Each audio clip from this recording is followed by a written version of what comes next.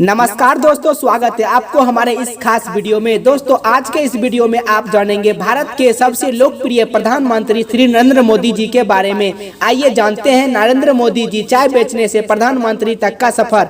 नरेंद्र मोदी का जन्म 17 सितंबर 1950 ईस्वी को बम्बई राज्य के मेहसान जिले में बैद्यनगर गाँव में हुआ था।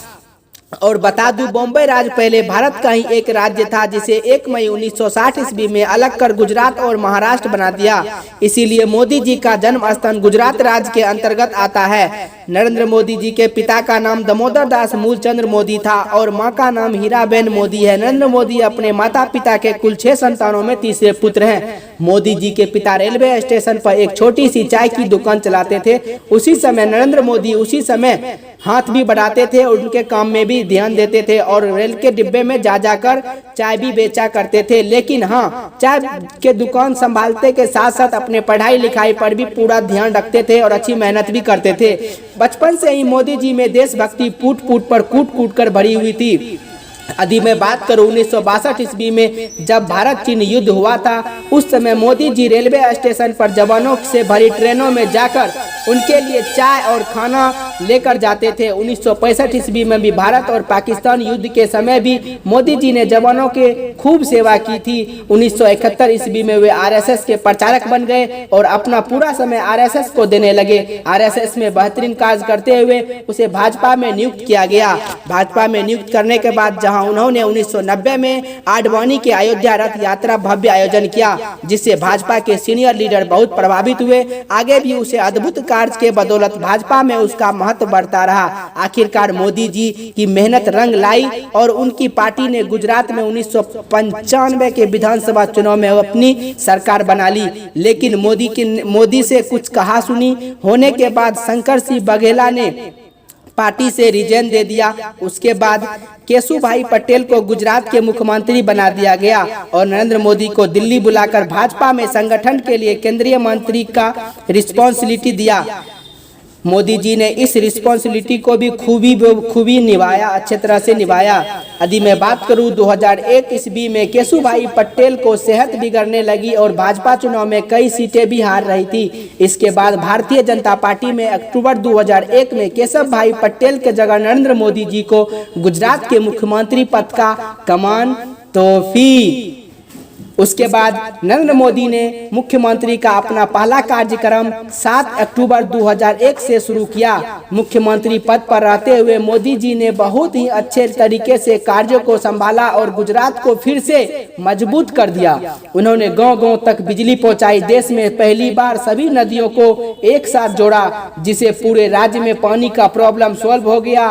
और इन सब के अलावा भी बहुत सारे अद्भुत कार्य किए और देखते ही देखते गुजरात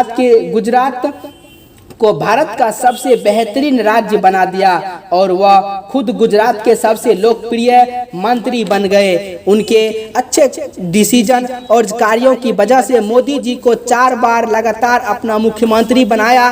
गुजरात में मोदी जी की सफलता को देखकर बीजेपी के सीनियर नेता ने 2014 ईस्वी को लोकसभा चुनाव में प्रधानमंत्री उम्मीदवार घोषित किया, जिसके बाद मोदी जी ने पूरे भारत में बहुत सारी रैलियां की और साथ ही साथ सोशल मीडिया पर भी भरपूर लाभ उठाया और लाखों लोगों तक अपनी बात रखी। मोदी जी के अद्भुत विकासशील कार्य, प्रेरणादायक भाषण से देश के लिए उनका प्यार और उनकी सकारात्मक सोच की वजह से उन्हें भारी मात्रा में वोट मिले और वह भारत के 15वां प्रधानमंत्री बन गए, यानी कि भारत का 15वां पीएम बन गए।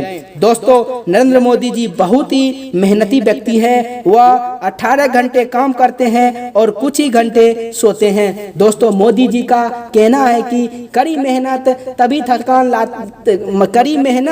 कभी थकान नहीं लाती है, वह तो बस संतोष ही लाती है। दोस्तों, मैं फिर से बोलना चाहूँगा इस लाइन को, कड़ी मेहनत कभी थकान नहीं लाती है, वह तो बस संतोष ही लाती है। और आगे मैं बात करूँ, नरेंद्र मोदी शुद्ध शाकाहारी है और और नवरात्र के 9 दिन उपवास भी रखते हैं और वे अपने सेहत का भरपूर ध्यान रखते हुए और वह प्रतिदिन योग भी क्या करते हैं। भले वह कहीं पर भी हो, इससे कोई फर्क नहीं पड़ता, वह प्रत्येक दिन अपना योग क्या करते हैं। मोदी जी अपने माँ से बहुत प्यार करते हैं। उनका कहना है, मेरे पास अपने बाबा दादा की नहीं एक पाई है और ना ही मुझे चाहिए। मेरे पास अगर कुछ है तो अपनी माँ का दिया हुआ आशीर्वाद है। आपका बहुमूल्य समय देने के लिए धन्यवाद। इस वीडियो को लाइक करके हमारा मनोबल बढ़ा सकते हैं। इसी प्रकार की वीडियो को देखते रहने के लिए कृपया आप हमारे YouTube चैनल को सब्सक्राइब करिए और अपने दोस्तों के साथ शेयर करिए। मिलेंगे फिर आप लोगों के साथ एक नए वीडियो में, तब तक जय हिंद,